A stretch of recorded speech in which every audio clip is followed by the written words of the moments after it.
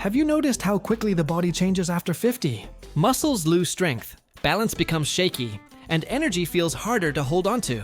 But here's the thing, you don't have to accept this decline as normal aging. In fact, it can be reversed. All it takes are just 3 proven exercises that anyone can do, anywhere. Stick with me, because these movements may be the key to staying strong, active, and independent as you age. Turning 50 can feel like a turning point. Suddenly, the body doesn't respond the way it used to. Simple tasks take more effort, and energy doesn't last as long. Many believe this decline is just aging, but that's not the full truth. With the right movement, you can rebuild strength, balance, and mobility at any age. The best part? You don't need a gym or equipment. Just 3 simple exercises, adaptable for any fitness level. In this video, I'll show you exactly how to do them and build a routine that works. Before we begin, comment your name and city below. 3 push-ups now. Let's move to one of the most powerful exercises you can do, the push-up. At first, you might think, that's too hard, or that's just a basic move. But push-ups are far from basic.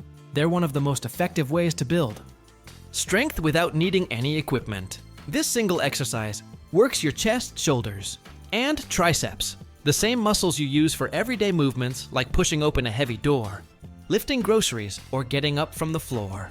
Push-ups also strengthen your core and back, which are crucial for balance, posture, and protecting your spine. That's why push-ups remain one of the best all-around strength builders, especially as we get older. The standard push-up is simple in theory. Keep your body straight like a plank.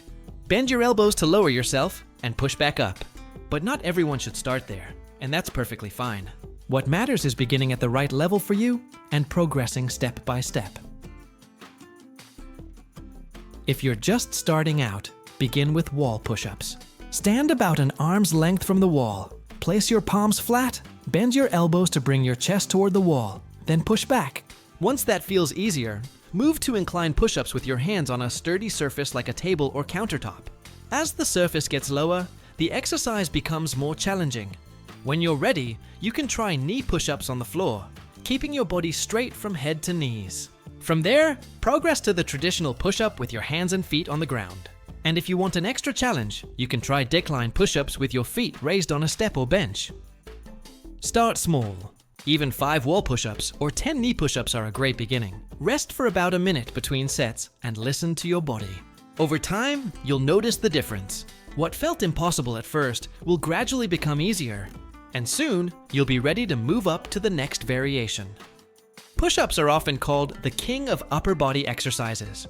And once you make them part of your routine, you'll quickly see why. They build practical, everyday strength that carries over into your daily life.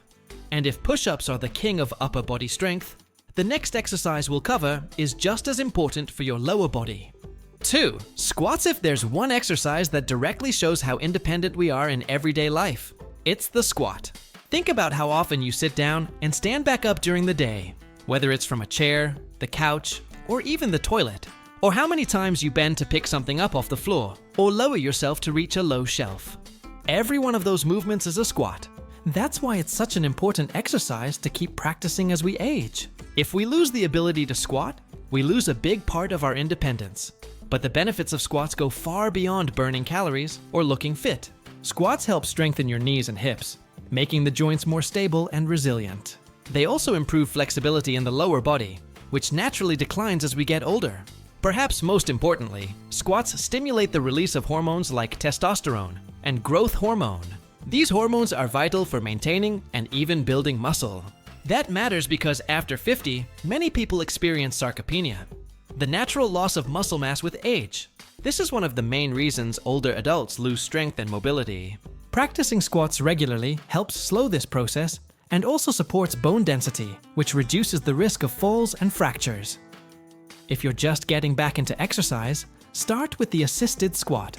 Stand in front of a sturdy chair, counter, or rail and lightly hold on for balance. Lower yourself slowly and with control, then rise back up. This version helps you practice proper movement while keeping you safe. As you get stronger, move to the bodyweight squat. Here, you don't hold on to anything. You rely only on your legs and core. Once that feels comfortable, you can add light weights like water bottles, small dumbbells, or even books for extra resistance. You can also challenge yourself simply by increasing repetitions. Good form is crucial with squats. Start with your feet about shoulder width apart and your toes turned slightly outward. As you lower your body, think about sitting back into a chair behind you. Breathing properly also makes a difference. Inhale deeply as you lower yourself, filling your abdomen with air. Exhale with steady control as you stand back up. This technique not only improves oxygen flow to your muscles, but also helps stabilize your core. Since your leg muscles are naturally stronger and more resistant to fatigue, you can usually do more squats than push-ups. For beginners, a good starting point is 2 to 3 sets of 10 to 15 repetitions. As your strength builds, work your way up to 3 or 4 sets. Rest for 90 to 180 seconds between sets, depending on how challenging the previous round felt. Always prioritize good form over numbers. Progress is measured not only by reps, but also by how much easier everyday tasks feel. Before we move on to the third and final exercise, which focuses directly on core strength, don't forget to subscribe to the channel. Staying connected to reliable, science-based fitness information will keep you motivated, safe and consistent on your journey to a stronger, healthier life. Planks. When people think of the core, they usually picture six-pack abs. But the core is much more than that. It's an entire group of muscles that includes the deep abdominals, the obliques on the sides, the lower back, the diaphragm, and even some of the hip muscles. All of these work together to support your spine, keep your balance, and help transfer strength between your upper and lower body. The benefits don't stop there. Doing planks regularly can improve your posture, reduce back pain, give you better balance, and even make other exercises, like squats and push-ups, more effective. Everything in your body works more smoothly when your core is strong. The standard plank looks a lot like the starting position of a push-up, except your forearms rest on the floor instead of your hands. Your elbows should be right under your shoulders, your feet about hip width apart, and your body forming a straight line from head to heels. It sounds simple, but if you hold this position for just 30 seconds, you'll quickly feel how powerful it is. A weekly routine now that we've covered the 3 key movements: push-ups, squats, and planks. Let's talk about how to fit them into a weekly routine. The goal is to stay consistent while also giving your body enough time to recover, especially if you're over 50. Here's a simple plan to follow. Monday. Warm up for about 5 minutes with light walking or gentle joint mobility drills. Do 3 sets of push-ups, using whichever variation fits your level, 3 sets of squats, and then 2 sets of planks. End with a few minutes of stretching. Tuesday. Make this an active recovery day. Go for a 20 to 30 minute walk at a comfortable pace, or do some light stretching. These recovery days are just as important as workout days. Wednesday. Start with a warm-up. Then, focus first on 3 sets of squats, maybe adding a few more reps than Monday.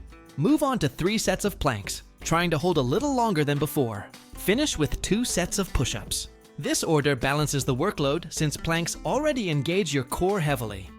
Thursday, another active recovery day. Walking, stretching, or mobility work. These sessions support circulation, protect your joints, and keep you consistent long-term. Friday, warm up for 7 to 8 minutes. Then do a circuit. 1 set of push-ups, 1 set of squats, and 1 set of planks, moving from one to the next with little rest. Repeat the circuit 3 times. This format adds a gentle cardio challenge while keeping things interesting. End with stretches and deep breathing. This weekly plan hits all the major muscle groups, builds strength and stability, and supports mobility. It also gives you enough rest to recover properly, which is especially important as we age. If this video gave you value, don't stop here. Hit that subscribe button and turn on notifications so you don't miss future videos. We'll keep sharing simple, science-backed tips to help you stay strong, mobile, and independent at every stage of life.